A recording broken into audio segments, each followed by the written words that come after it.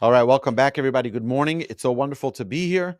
Today, we are resuming our prayer podcast, and we are up to the last part of what we call the Korbanot, the offerings section of the morning prayer, the introductory prayers. Before we begin, God willing, next week, we're going to learn about the Kaddish, and we're going to then begin the Psuke de Zimra, the verses of praise that we recite every morning. And it is really an incredible journey, and I'm grateful that I'm able to learn and hopefully share this journey together with all y'all. Okay, so what is the last part of this of the offerings section of prayer? That is Rabbi Yishmael's BERAISA. Okay, what's the Rabbi Yishmael's BERAISA? Rabbi Yishmael's BERAISA is a teaching of the Talmud that was not inserted into the Talmud. So not every part of the Talmud was put into the Talmud. Some parts were then put into the Midrash, like this one was put into the introduction of the Sifra, which is the Midrash on the book of Leviticus. And Rabbi Yishmael had made a compilation of all of the different ways in which you can learn the Torah. Right? There are different tools that are required in order to understand the Torah. A BERAISA is a compilation of teachings and traditions from the Tanaim, the early sages, that was not included in the Mishnah, but is used in the Talmud to support or clarify discussions. The Aramaic term BERAISA translates to external, milagav or milabar, from external, referring to teachings that were kept outside the final version of the Mishnah. Okay, so now what's this BERAISA? We're going to go through the BERAISA in a minute, but I want to just talk a little bit about the importance of it and why we recite it as part of our prayer. We don't learn other things, other parts of Talmud. So we mentioned that it's important for every person to learn written Torah, Mishnah, and Talmud every day. It's very important. And we do that because we read verses from the Torah. We read a Mishnah. If you remember, last episode, we talked about the Ezehu Mekoman, which was a Mishnah in Tractate Zavachim, chapter 5. We did that whole chapter, and that's a part of what we study. And now we're learning a BERAISA, which is fulfilling the obligation of studying a piece of Talmud every day. So by reciting these, we fulfill all aspects of Torah study. But there's something more. The Zohar tells us that all of Torah is a form of Hashem's name. When we study Torah, what are we doing? We're not just learning laws. We're not just learning instruction. We're learning God's communication. We're learning God's name. That's essentially what we're doing, which is why you can sometimes come. I know I've had this before. I studied by my rabbi. I didn't always understand what he was talking about. I had no idea. Sometimes I had no idea. I would come in, no idea what he's talking about. By the time I left, an hour later, I was no smarter than I was when I walked in. But I was uplifted because you're conversing in the name of Hashem, and that's transformative. And that's what we're doing when we learn these principles, and it teaches us how to apply the Torah, teaches us how to apply the guidelines of Hashem's name. Hashem's design descends into this world through his 13 channels. We know the 13 attributes of mercy. These 13 principles are the biblical teachings through which those channels are transmitted. Our sages tell us that they're parallel one to the other. Each of the 13 attributes of mercy parallel each of these 13 principles of Rabbi Yishmael in how to learn the Torah. The 13 principles parallel the 13 attributes of mercy. They bring compassion into life. They bring compassion into our world. Okay. We know that the number 13 is a very powerful number. You know, there were 13 rivers in the Garden of Eden. We know that there are 13 times that we recite the word baruch, which means blessed, in the beginning of our morning prayers, in our Baruch Sha'amar. We have 13 praises of Hashem in the Yishtabach, which is at the end of that section. We have 13 blessings of request in the Amidah. We have 13 names of Hashem in the Ten Commandments. We have 13 fires that are listed in the portion of Va'et Hanan, talking about Moshe's prayer, the fire of the offerings, 13 times. 13 times in last week's Torah portion in Genesis, 13 times the word light is mentioned during creation. And we know that when a boy turns 13, when a girl turns 12, but particularly 13, he is now elevated to an adult status. He has a bar mitzvah. It says about Gan Eden, about the Garden of Eden, 13 times in the portion of Genesis, of BERAISA. And we know that echad, we say Hashem Elokeinu, Hashem echad, Hashem, our God, is one. Echad is the numerical value of 13. And we know that Hashem loves us. The first commandment in the Shema is v'ahavta, and you should love Hashem. Ahava is the numerical value of 13. You guessed it. So we see the number 13 is very, very essential in our communication with God. And it's not a coincidence that Rabbi Yishmael was able to define the study of Torah into 13 different categories. The study of Torah means there's different ways in which we can understand and derive Torah. We have to know something else very important. This is something fundamental. And that is that rabbis cannot make up rules. Rabbis cannot make up laws. Everything that's in the Torah is locked in. It's God's Torah that He gave to us. We can't add to it. We can't subtract from it. We can't change it. This is God's prescription for how the world operates.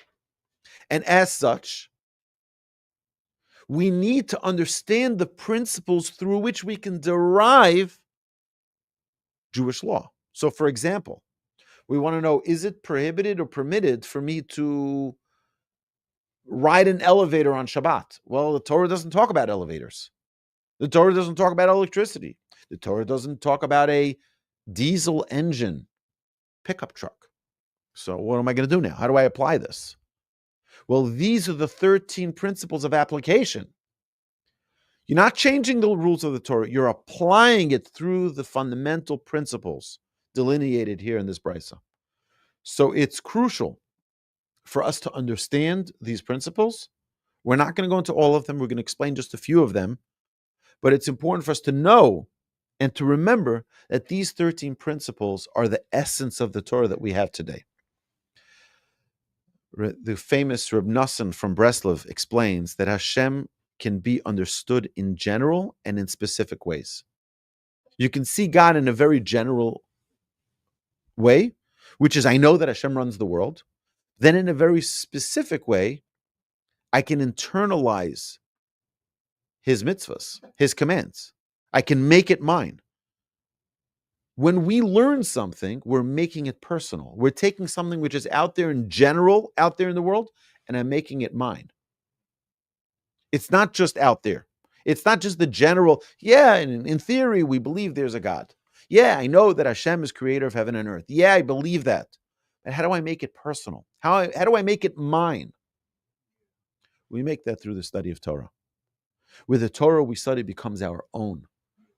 Where the Talmud says that when someone comes to the heavenly courts after we pass on from this world, they asked us, did you study Torah? No, that's not what they say. Is Talmudo biyado? Is it in your hand? Is it yours? In your hand. Not that did I just study. There's one level of study, but then there's another level of making it our own.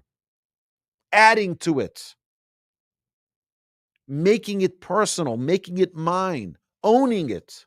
It's my Torah. I'm able to come up with new ideas. I'll just warn you about that.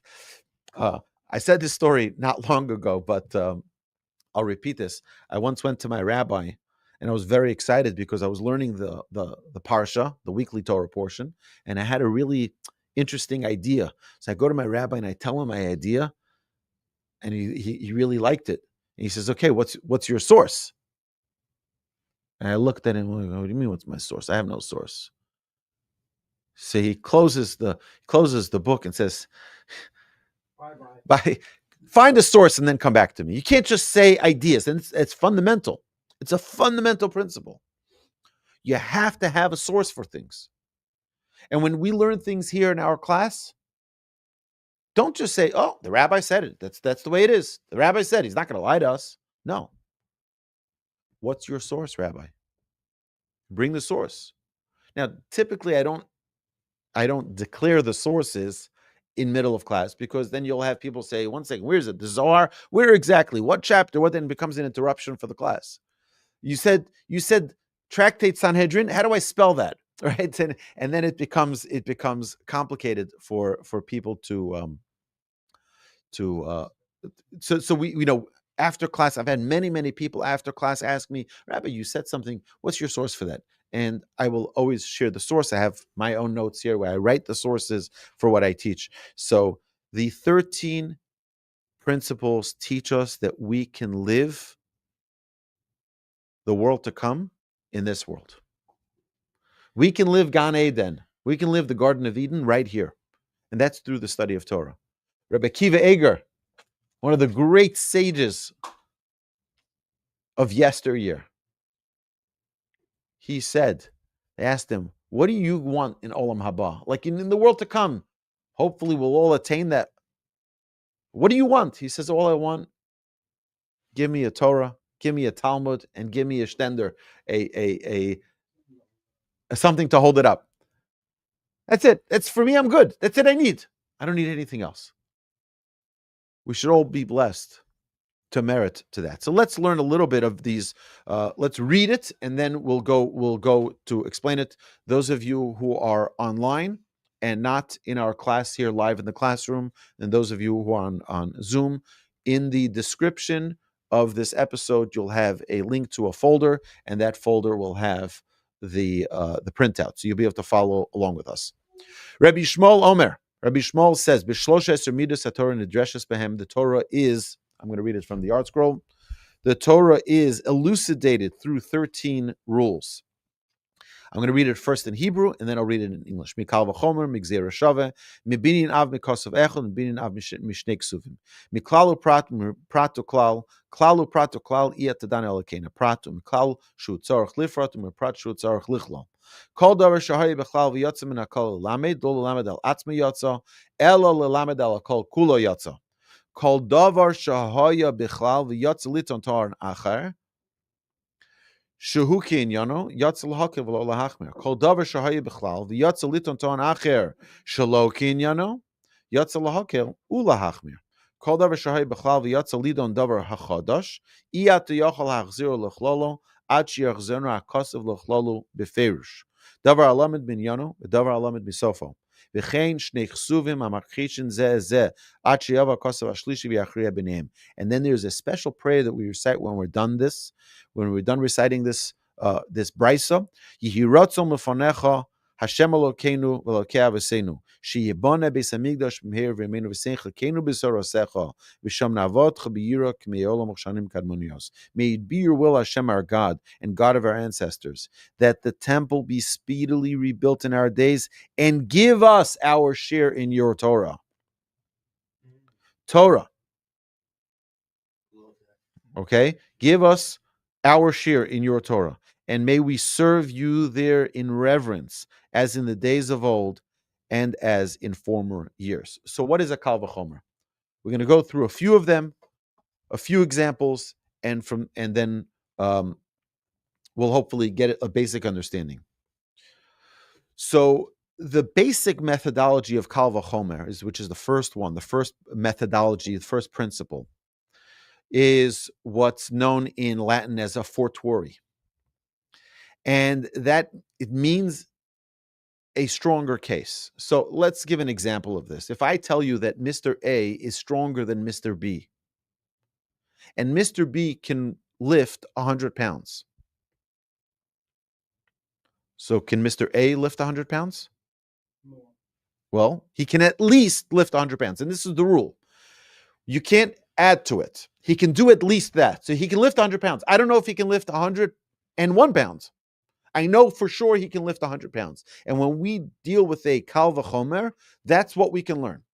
That's it. We can learn that at least that he can do. I'll give you another example, a very practical example that we've given multiple times. If the doctor tells you, listen, your diabetes is very serious and you cannot have a teaspoon of sugar. I come to your house and I see you drinking a whole bottle of sugar. I'm like, didn't your doctor say that you can't drink a teaspoon of sugar? He says, yeah, he said a teaspoon. He didn't say a whole bottle, right? But what do we know? It's a fortiori, right? The idea is, it's obvious. It's right? It's obvious. Okay, so the Torah gives us examples of a kal v'chomer, where we have something which is easier that we learn to something which is more severe. For example, the Torah tells us that Yom Tov is just like Shabbos, except for food preparation, which is permitted on Yom Tov, on holiday. So a Jewish holiday is like Shabbos with all the laws except for preparation for food. In other words, the laws of Shabbos are known to be more stringent than those of holiday, of Yom Tov. If something is known to be permitted on Shabbos, then kal v'chomer, meaning fortiori, right? It must be permitted on Yom Tov. Conversely, if something is known to be prohibited on Yom Tov, on holiday, kal v'chomer, it must be prohibited on Shabbos. Okay, so now we understand the kal v'chomer. The Torah itself gives us an example of a kal v'chomer, and this is in Numbers, the book of Numbers, chapter 12, verse 14. After reprimanding Miriam, God sent her out of the camp for a week. Moshe asks for clemency for his sister, but God replied, if her father had spit in her face, wouldn't she hide her face in shame for 7 days? Definitely. If she would hide for a week after being chastised by her father, kal v'chomer, she should leave the camp for a week after being chastised by God. Right? If her father did that to her, she'd be so embarrassed.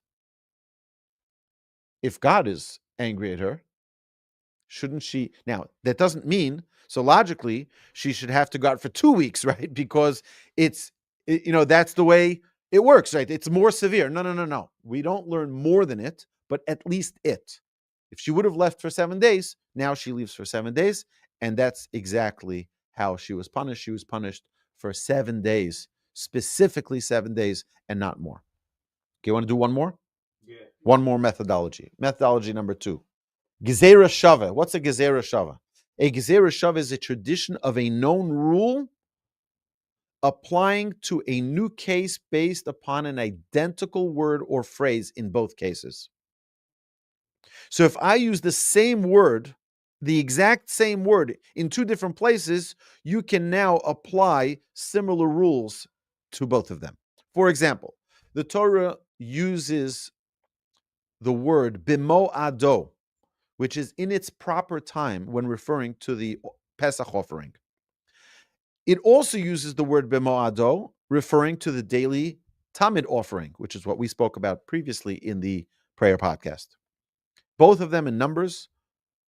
Just as the Korban Tamid was brought in its proper time, even on Shabbos, so too the Pesach offering, the Paschal offering, was also to be offered in its proper time, that is, even on Shabbos. And this Gezerah Shava is put forth in the Talmud. The Talmud learns this. Why? Because it uses the same terminology, and because the same word. Because it uses the same word, we apply the rules to both of them. Another example. We are told that a paid watchman who has had an object in Kir stolen must take an oath that he didn't lay his hands on what he was given to watch. So, for example, if I pay you to watch my wallet, and then it gets stolen from you, so you have to come now to the Jewish court, and you have to give an oath that you did not steal it. The Talmud clarifies that the oath is only between the two parties, not between their ears. Okay? If one of the parties should die before the case is settled, their children, their inheritors, cannot demand that oath. The details of the oath are not told to us regarding an unpaid watchman, but the Talmud applies them in that case as well, based upon Gzeira Shaveh, the phrase that says, Im lo shalach yado be meleches re'ehu, that he did not lay hands in his fellow's property, which is found regarding the paid guardian as well, the same exact terminology, and regarding an unpaid guardian in Exodus 22. Unlike a kal v'chomer, which is a strictly logical argument that anyone can propose, a Gzeira Shaveh can only be put forth based upon a received tradition. So means there's no Gzeira Shaveh that you can come up with now unless it's already in the Talmud. A kal v'chomer you can apply today, but it's a logical argument, but you cannot apply that same rule to a Gzeira Shaveh. Okay, and now we'll do one more. Okay, a binyan av, which is the third principle, the third methodology. A binyan av is a rule derived from a verse or from two verses that is applied to all cases that are similar to the one in the verse. So here are some examples. The permission to prepare food on Yom Tov, on holiday, was only stated in regards to Pesach. Only regarding Pesach it says that. From a binyan av, we apply this rule to all holidays, to Sukkot, to Shavuot as well. They're all in the same category of holiday, and therefore, even though it doesn't say that specific principle, that permission of preparing food on Sukkot and Shavuot, we learn it as a binyan av that it applies to them as well. In Deuteronomy 19, verse 15, specifies that the testimony of one witness is inadmissible. From a binyan av, okay, which is this principle, this methodology, it is determined that any place the Torah says witness, without such specification, it refers to testimony in general, which requires two witnesses. Over here, because it says one witness, it's specifically, if it says that, but when it just says witness, it needs to be two witnesses. The Torah prohibits a man from marrying his sister, including a half-sister on his mother's side. When the Torah discusses the prohibition against marrying one's father's sister, we know from a binyan av that this includes his father's maternal half-sister. Okay, so you understand, we learn to apply this. Okay, the Talmudic term tzad hashava, which is the equal, means an aspect in common, is used to determine what cases are similar for the purposes of applying laws from one case to another. And the Talmud analyzes the Torah's cases of fire and a pit in the public thoroughfare in order to apply laws from those cases to other forces and obstacles that might cause damage. We see this in the Talmud and Baba Kama, which talks about different damages. So it's very important to understand. We only did 3 of them.